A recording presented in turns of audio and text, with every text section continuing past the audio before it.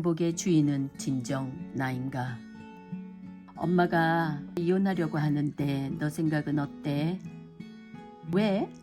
큰딸이 물었다. 안 돼. 막내가 듣자마자 거침없이 뱉었다. 둘째에게는 물어보지 않았다. 대답은 뻔했기 때문이다.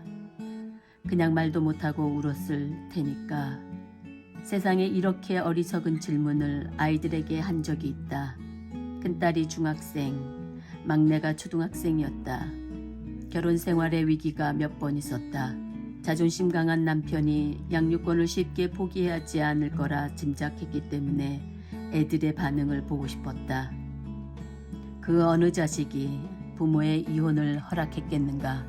금세 질문이 잘못되었다는 것을 알았다. 집안의 공기가 온탕과 냉탕으로 자주 변하는 기류를 감지할 만큼 애들은 우리의 행동과 감정에 이미 예민해 있었다. 이혼 생각을 애들에게 물을 일이 아니고 변호사에게 물어야 한다는 것을 깨달았다. 몇 년이 지나고 막내가 고등학생이 되어 그 질문을 잊지 않고 답을 했다. 예전에 물었을 때는 당장 엄마 아빠가 이혼하는 줄 알고 아주 두려웠는데 일이 안 일어나대. 그리고 이혼도 나쁜 것 같지 않아. 내 친구는 매 주말에 아빠 집에 가. 그것도 재밌을 것 같던데. 막내가 아주 구체적으로 대답은 했지만 여전히 아이로서 생각할 수 있는 범위였다. 또한 그 질문이 얼마나 충격적이었으면 그렇게도 곱씹었을까 생각하니 나는 참으로 우매한 엄마였다. 엄마가 행복하다면 돼. 엄마도 응원하고 아빠도 응원할 거야. 대학생이 된 큰 아이는 어른스러운 말을 했다. 나는 기대하지 않은 정답을 듣고 반듯하게 자란 큰딸이 든든하기도 했지만 엄마의 행복을 생각해 준 것에 대해 더 감격해 나도 모르게 흐르는 눈물을 닦았다. 당신은 어딨어요?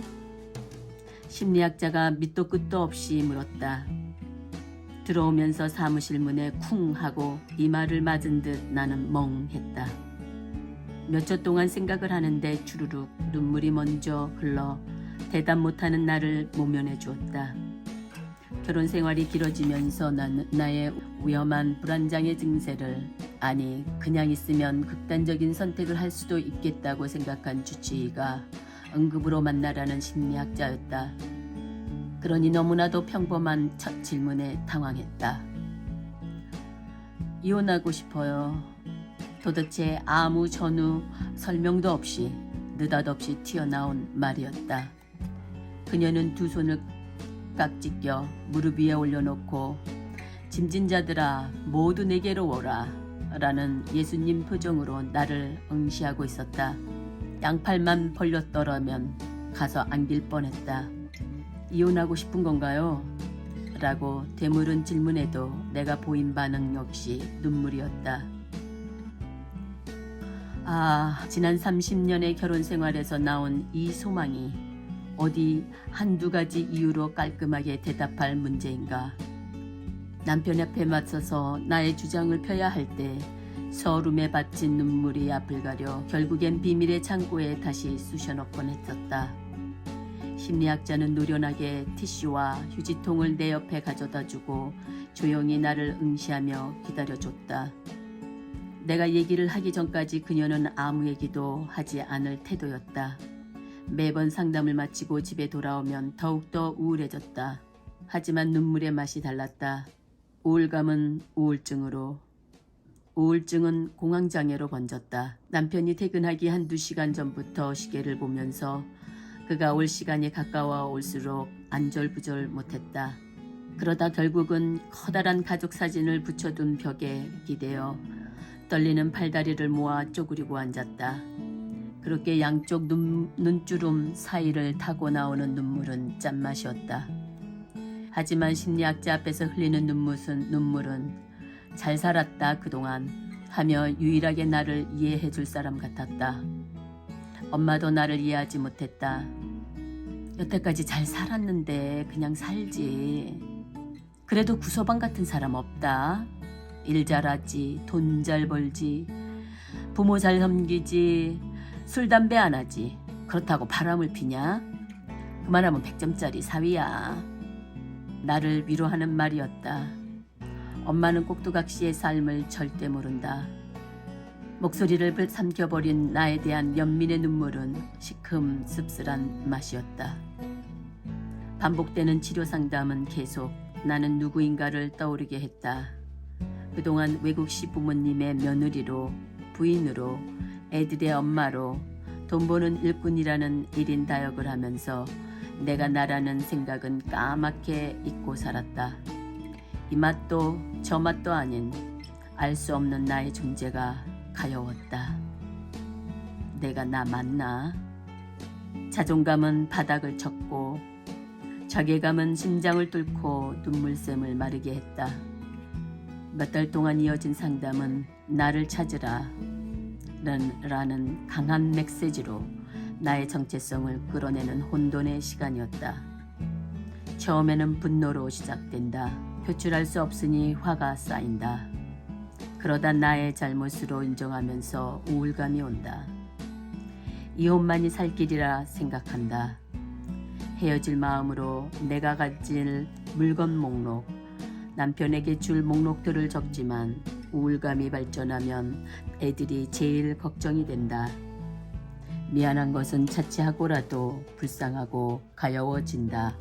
남편이 애들은 끝까지 지킨다 고 농담처럼 얘기한 것이 나의 뇌리에 바로 새겨져 있다. 엄마 없는 애들, 애들 없는 엄마는 못할 짓이다. 희생하기로 한다.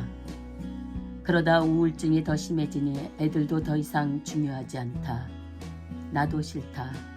자기 존재 가치를 의심하고 의미를 찾지 못하고 놓아버릴 수도 있겠다는 생각까지 하게 된다.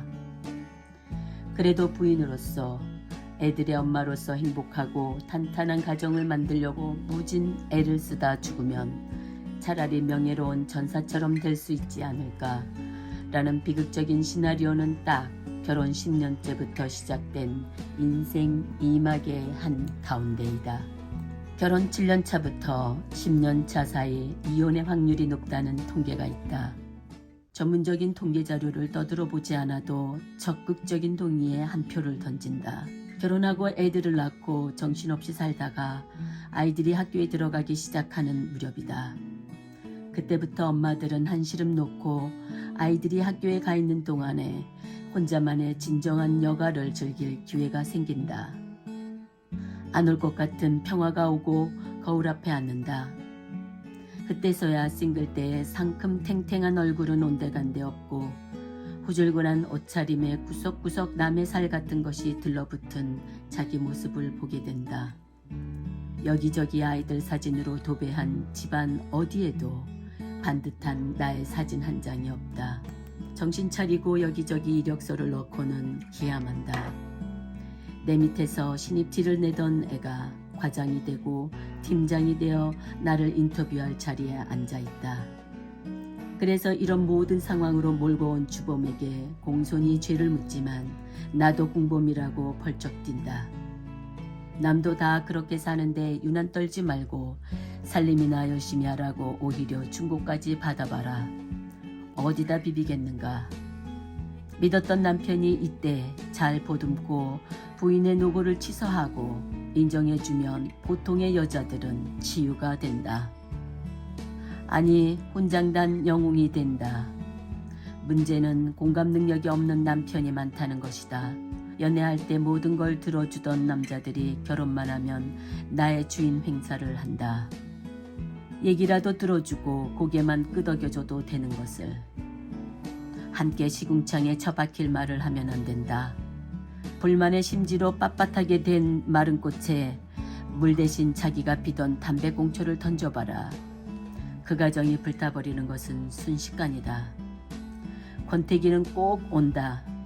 그때 부부가 사랑을 확인하는 기회로 삼지 않으면 돌이킬 수 없이 신뢰가 깨지고 사랑을 의심한다. 이성의 눈을 뜬 딸이 감정이 메말라가는 엄마를 일깨워준다. 내 행복의 주인은 나라고 말한다. 남편은 나의 행복을 만드는 조력자일 뿐이고 아이들은 나의 행복을 더 풍성하게 해주는 존재일 뿐이다. 사랑은 반드시 존중과 배려가 바탕이 되지 않으면 지속성이 없어진다. 실망은 신뢰를 잃게 하는 위험한 감정이다. 끝으로 진정한 행복의 주인은 나를 실천한 끝판왕을 소개한다. 알고 지낸 지인이 있다. 한국인 여자와 미국인 남자가 만나 결혼해서 딸이 하나 있다. 남자는 멜번의 모 유명한 대학 교수이고 여자도 개성 넘치는 헤어 디자이너다. 아이도 똑똑해서 장학금을 받는다. 두 분의 성격도 비슷해서 자분자분하고 조용하니 세상 싸움 한번 하지 않고 산다.